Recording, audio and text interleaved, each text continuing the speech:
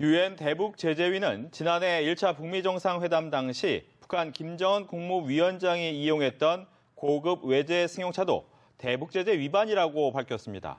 즉, 이 고급 승용차가 대북 수출이 금지된 사치품이란 겁니다. 북한의 제재 회피 수단이 더욱 정교해지고 있다고 지적했습니다. 뉴욕에서 이준서 특파원입니다. 북한 인공기를 달고 싱가포르를 달리는 차량, 김정은 북한 국무위원장의 전용차입니다. 벤츠 차량으로 대당 10억 원 가량으로 알려져 있습니다. 유엔 안전보장이사회 산하 대북제재위원회는 대북제재 결의에 따라 북한의 수출이 금지돼 있는 사치품으로 명백한 제재 위반이라고 밝혔습니다. 지난해 9월 평양 남북 정상회담 당시 등장했던 렉서스와 같은 해 10월 평양에서 목격된 롤스로이스 승용차에 대한 조사도 진행됐다고 밝혔습니다. 제재위는 다만 이들 차량이 북측으로 흘러들어간 정확한 경위는 밝혀내지 못했습니다. 그러면서 국제적인 감시망을 피하기 위한 북한의 수법이 더욱 정교해지고 있다고 지적했습니다. 특히 북한 정권의 생명줄인 유류 밀수입을 위해 수중 송유관을 이용하고 선박 위치를 교란하는 일명 스푸핑 수법을 사용했다고 제재위는 공개했습니다. 북한이 국적을 속이기 위해 가상화폐 기반의 블록체인 기술을 선박 거래에 활용했을 가능성도 거론됐습니다. 제재위는 아울러 북한과의 불법 무기 거래, 군사 협력 등과 관련해 아프리카 16개국, 중동 시리아 등 27개국에 대해 조사가 진행 중이라고 밝혔습니다. 뉴욕에서 연합뉴스 이준서입니다. 하노이 북미 정상회담 결렬 이후 남북 경협 카드를 적극 활용하려 했던 우리 정부의 기류가 최근 미세하게 바뀌고 있습니다. 네, 북한의 강경해진 미국의 입장에 일단 상황을 관망하자는 분위기가 감지되면서 속도 조절에 나선 모양새입니다.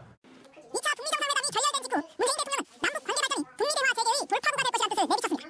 특히 판문점 선언과 평양 공동선언에서 합의한 남북 협력 사업들을 속도감 있게 추진해주기 바랍니다. 하지만 미국은 대북 강경파인 존 볼턴 보좌관을 전면에 내세우며 선 비핵화, 후 제재 완화 방침을 명확히 했습니다. 때마침 공개된 유엔 안보리 대북제재위원회의 연례 보고서는 제재 위반 사례를 지적하며 국제사회의 단결된 행보를 환기시켰습니다. 북한에 대해 강경해진 기류에 우리 정부도 남북 협력 사업에 대한 속도 조절 방침을 내비쳤습니다.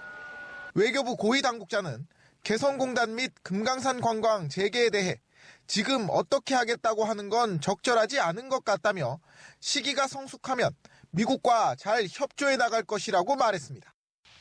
우리 정부가 관망세로 돌아서면서 북미 교착의 타개책으로 조심스레 거론됐던 김정은 국무위원장의 서울 답방 가능성은 더욱 희박해졌습니다. 서울 왔는데 개성공단도 안 열리고 금강산도 안 열리고 이렇게 되면은 여기 오는 게 명분이 상당히 약해지지 않을까요? 남북 경협이 자칫 대북 제재의 틀을 흔들 수 있다는 미국의 불편한 시선에 신한반도 체제 구상도 차질이 불가피해졌습니다.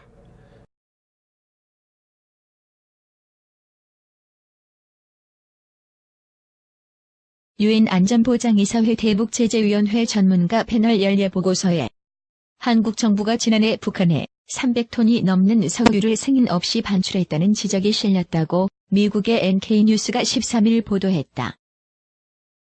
NK뉴스는 보고서를 인용.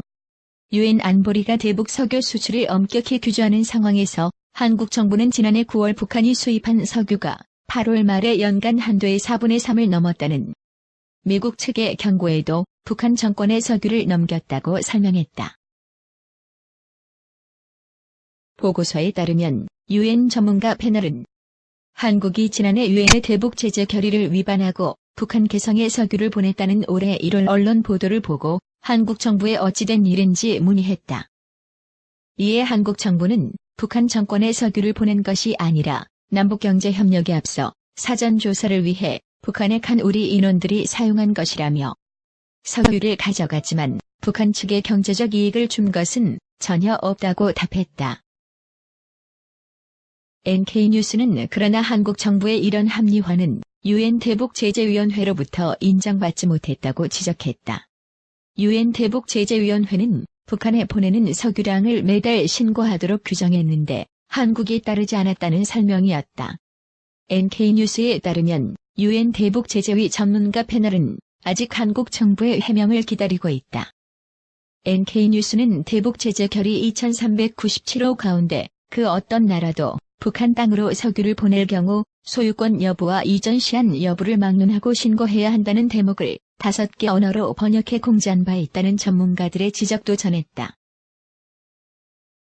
즉, 한국 정부는 북한에 주는 것이든 아니든 북한 땅으로 석유를 가져가는 것을 유엔 대북제재위원회에 신고하거나 사전 승인을 받지 않았으므로 결과적으로 대북 제재를 위반했다는 해석이었다.